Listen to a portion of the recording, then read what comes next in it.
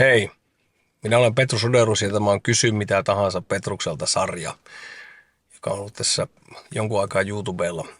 Ja minulla on tullut kysymyksiä, monenlaisia kysymyksiä, ja minä aina vastaan niihin kysymyksiä. Tällä kertaa vuorossa on sellainen kysymys, että miten, miten toimit tilanteessa, joka tulee yllättäen tai on odottamaton tilanne? Ja tämä on aika yleispätevä kysymys, ja jokaisella tulee varmasti elämässä vastaan semmoisia, mutta mun on aika helppo tähän vastata tuon taiteen puolesta, tuon musiikin puolesta, mitä mä teen. Viime viikonloppuna olin Kuutinlahdella Kouvolassa laulamassa ja yleensä tämä musiikin tekotilanne, tämä tilanne kun mä laulan, niin ne on aika lailla kontrollissa, omassa kontrollissa tämä miljöö, sä laulat sisällä, onko konserttisali tai se on yleensä katettu tila. Ja siellä ei tarvitse miettiä mitään, että tuuleeko jostakin, kuuluuko jotakin eri ääniä, jotka vaikuttaa siihen laulamiseen ja muuta. Niin nyt sitten kun sä oot luonnossa, jossa tuulee koko ajan ja aurinko saattaa paistaa tai sitten se ei paista, niin kuin esimerkiksi nyt on pilvien peitossa, tulee ukkosta tai jopa sadetta, niin mitä sitten teet siellä keikalla?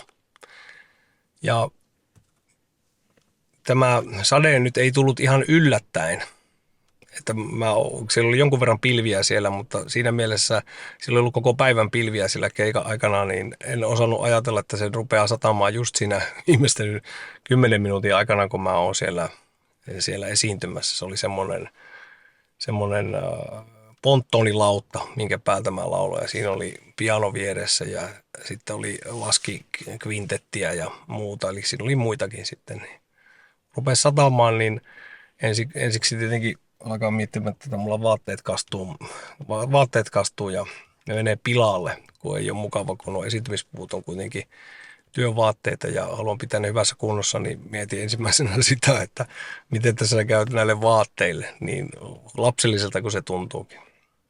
Mutta siinä mä ajattelen lähinnä sitä, että ei tässä, ei tässä ole mitään muuta mahdollisuutta kuin laulaa vaan ja en mä edes miettinyt, että sataako. Ei mulla käynyt mielen vieressäkään se, että tämä jotenkin vaikuttaa mun esiintymiseen tai ääneen se ei ainakaan vaikuttanut. Itse asiassa se oli ihan hauska tilanne, kun mä lauloin siinä O Sole Mio, eli lauloin auringosta, niin sitten rupeaa sataamaan ja loppujen lopuksi mä olin aivan läpimärkä. Siis ihan sillä tavalla, että vaatteista valui vettä. Mutta mikä tässä tarinan opetus on, niin lähinnä se, että vaikka tulee tämmöisiä odottamattomia tilanteita, niin tämmöinen, että sulla ei lähde kontrolli, niin se on ehkä kaikkein tärkeintä, ainakin esiintyvälle taiteilijalle. Semmoinen kontrolli, että jos sä annat sen näkyä itsestäsi, että no nyt tämä meni ihan höpöksi tämä keikka, että tästä ei tule mitään, niin se on ehkä pahin virhe, herpaannut. Samassa keikassa mulla oli yhden kappaleen nuotit oli siinä, tällä samalla keikalla oli nuotit ja tuuli vei ne kokonaan.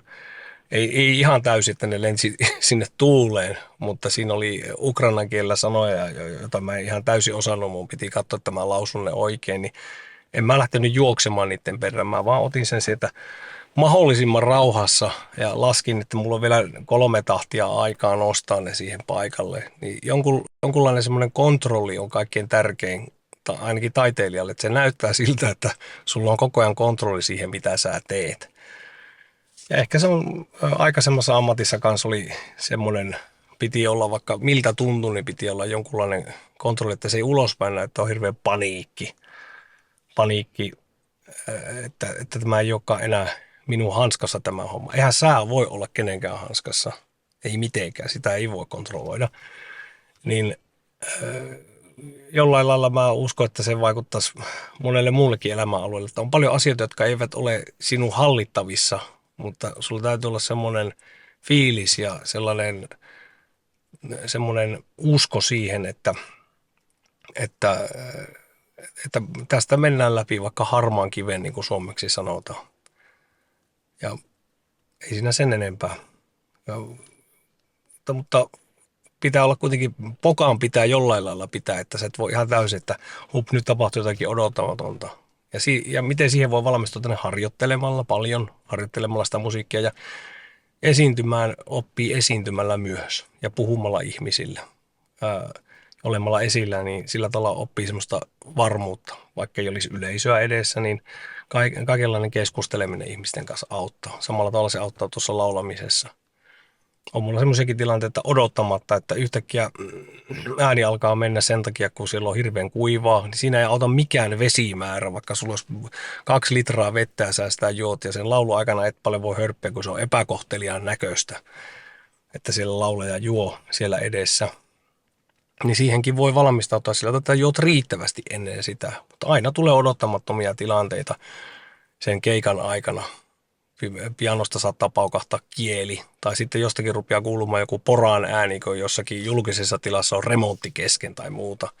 Niin se siinä on, että pokaan täytyy pitää. Pitää olla semmoinen, että no, tämä niin kuin sitä ei tapahtuiskaan. Että annat mennä vaan, että se ei voi vaikuttaa siihen sinun esiintymiseesi. Tämä on se minun neuvo ja tällä tavalla mä oon selvinnyt siitä. Kiitoksia.